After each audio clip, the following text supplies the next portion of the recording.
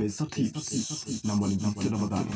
Kwa wewe ambaye unataka mafanikio, kwa wewe ambaye unataka kutajirika, kwa wewe ambaye unapambana, naomba nikwambie, jifunze sana kujinyang'anya fedha. Jifunze sana kujinyima. Jifunze sana kujikatili. Lakini kilicho cha muhimu na cha msingi zaidi, jifunze kujilazimisha. Ngoja nikwambie bwana, tabia njema au tabia zenye matokeo chanya ni tabia ambazo huwa hazipendezi, ni tabia ambazo huwa hazivutii, ni tabia ambazo hazimfanyi mtu ajisikie raha kuzitenda. Lakini pasina kuzilazimisha hizo tabia uzizoee, hizo tabia kama zitakuwa kwenye maisha yako, na ndio hizo ambazo zinaleta mafanikio.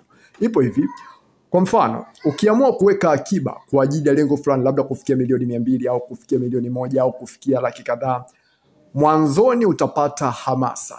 Lakini kadri unavyozidi kuweka, unakuja kujigundua ni kama vile unajidhulumu, ni kama vile unajitesa, ni kama vile unafanya kitu ambacho hakikuhusu wewe. Mwisho wa siku unafanyaje? Unarudi kwenye maisha ambayo umeyazoea kila siku. Lakini kiuhalisia, ile tabia au ile hali ukivumilia kwa kipindi kirefu, mwisho wa siku inageuka kuwa tabia kwenye maisha yako na unafanya kwa kufurahia. Sijui unanielewa? Kwa hiyo, ili uweze kutimiza malengo yako ya kifedha, ili uweze kufanikiwa, ni muhimu sana sana sana kujifunza kujinyima, kujifunza kujibana, kujifunza kupuuza baadhi ya mambo. Lakini kilicho cha msingi ni kujifunza namna ya kulazimisha au kujilazimisha.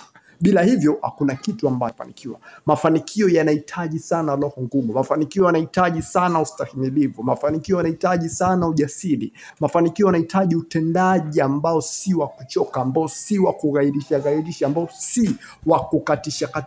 Ni lazima utende tena na tena, hata kama utaki, hata kama upendi, hata kama matokeo yanachelewa. Ni lazima kila siku ufanye, na kama si kila siku, basi ni lazima ufanye mara kwa mara.